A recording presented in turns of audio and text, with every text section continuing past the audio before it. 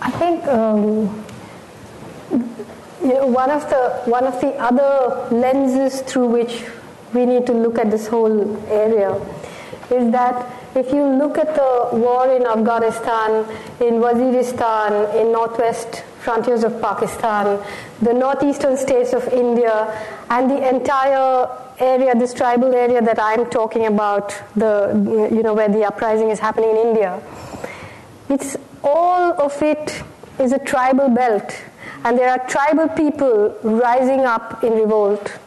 That uprising takes the form of radical Islam in Afghanistan, to sort of battles for self-determination in the northeastern states of India, to radical communism in India. But it's interesting that the assault is all from the same place. It's from the capitalist free market looking to control resources and to control strategic geopolitical areas.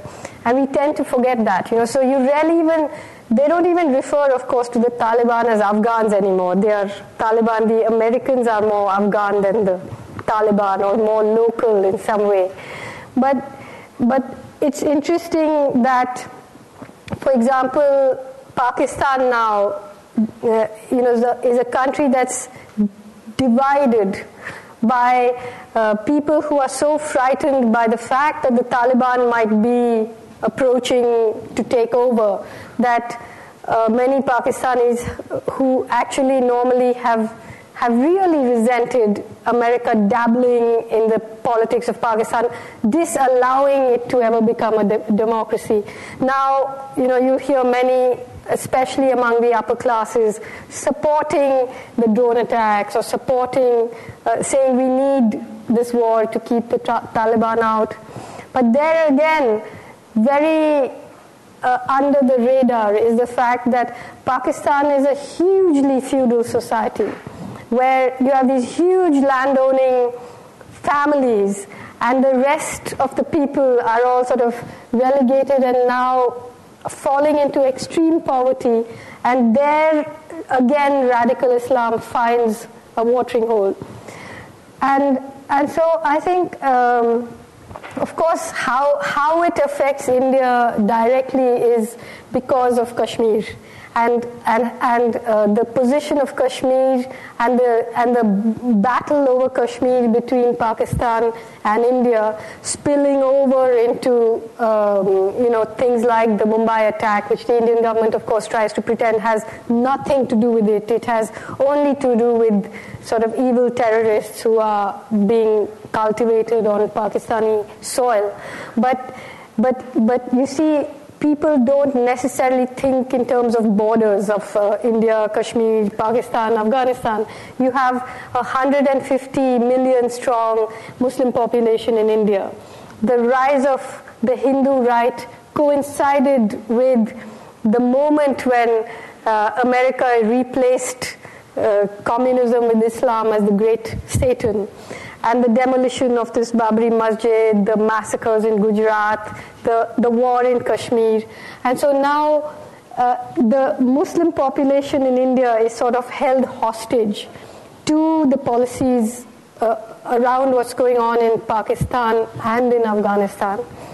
And how this negotiation happens is that India is now trying very hard to get a foothold in Afghanistan, a strategic foothold in Afghanistan, which is being deeply resented, of course, by Pakistan. But the Indian government is, actually the way I see it is that India and Pakistan behave like the two Begums of Sheikh Bush and now Sheikh Obama, and they're both sort of vying for attention, and America needs Pakistan more in a way because of its geopolitical location. It cannot do anything in Afghanistan without Pakistan, but then it needs India's markets. So how is it going to negotiate between these two sort of squabbling wives who don't like each other very much?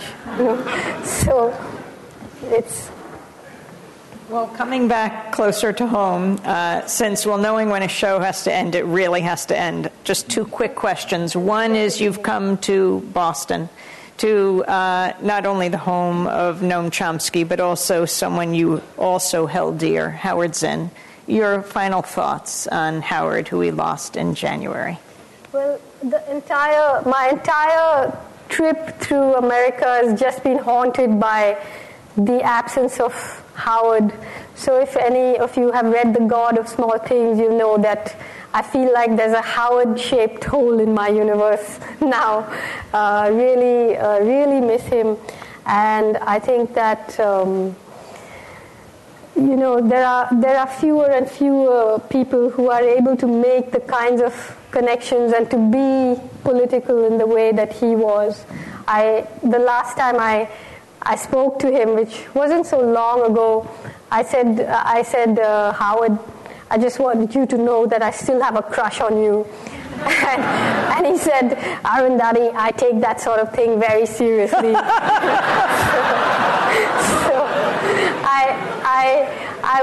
I was speaking yesterday in Harvard, and I can't tell you how much I was looking forward to the idea of having Noam and Howard in the audience. I could not have felt more honored than that. But I was and am very honored to be sitting here with Noam, who's one of the greatest people in the world.